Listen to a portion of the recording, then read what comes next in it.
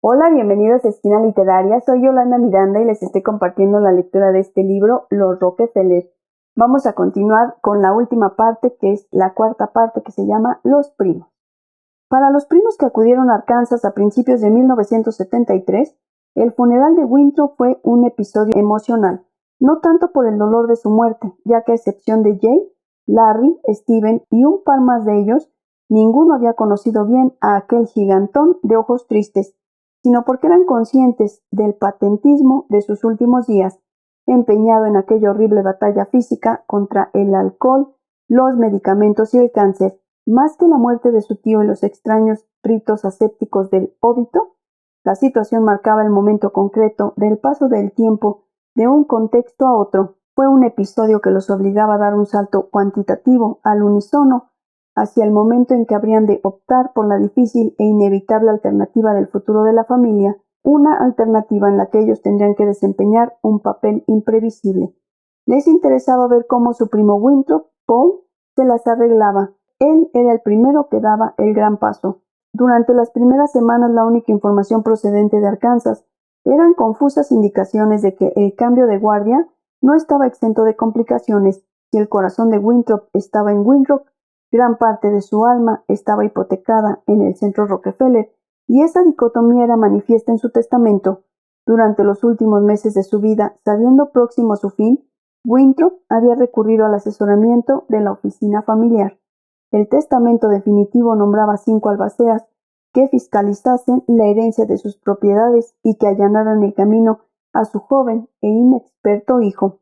2 de estos albaceas, el antiguo asesor jefe Max Millan y el amigo de Winthrop, Marion Burton, eran asociados de Arkansas, pero la voz cantante la llevaría un triunvirato neoyorquino formado por David Rockefeller, J.R. Dilworth y el abogado de la familia, Donald O'Brien.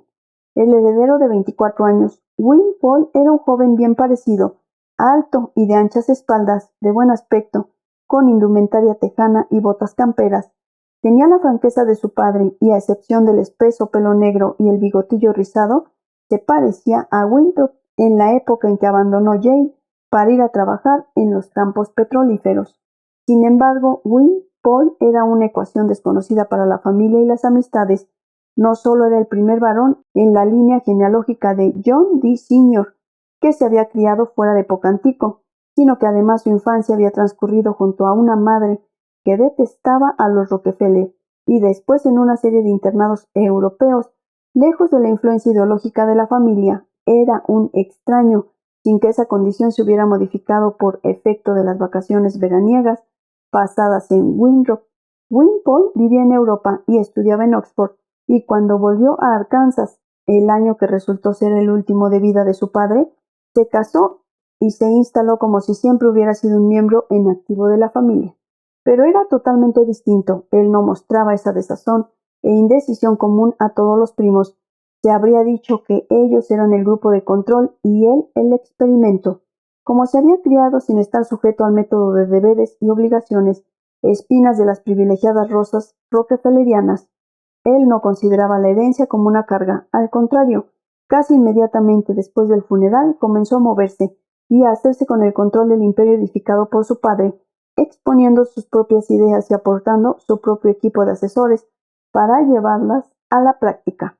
La vieja guardia de asociados de su padre, encabezados por el ex profesor Max Millan, no le consideraban maduro para ello, y la primera cuestión que se suscitó fue quién debía encargarse de la documentación que había quedado en el escritorio de Winthrop.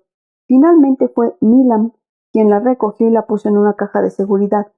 Esta iniciativa desató una lucha por el poder que causó perplejidad a los empleados de la suite 5600 que tuvieron ocasión de presenciarla. Más tarde, un antiguo empleado de la familia diría con mayor veracidad de lo que daba a entender su tono superficial. Era como el Departamento de Estado respondiendo a un golpe de Estado en Latinoamérica. Aquello estaba lleno de gente informando sobre lo que sucedía. Estaba claro el interés de la oficina por lo que pasaba en Arkansas, a diferencia de las otras familias en las que la herencia se dividía en 4 o 6 primos. Win Paul era el heredero único, lo que prácticamente le hacía tan rico como cualquiera de los hermanos.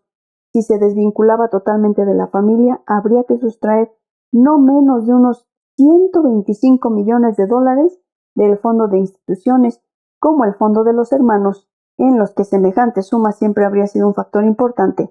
Había que atraer a Wimpole a una órbita familiar segura. Aparentando ponerse de parte del heredero en la pugna con los abogados del padre, la oficina inició el proceso de ganarse al muchacho. Por otra parte, el testamento de Winthrop les ayudaba a ellos y constituía un medio idóneo para resolver de golpe varios problemas. Wimpole fue beneficiario inmediato del fondo del 34, obtuvo la casa del rancho paterno y la heredad colindante, pero no lo que más deseaba, el resto de la granja de Winthrop, el ganado, las tierras y la propia corporación. Espero que les haya gustado la lectura del día de hoy de este libro, Los Rockefeller. Los espero en el próximo video para continuar con esta y otras lecturas. Muchas gracias por escuchar.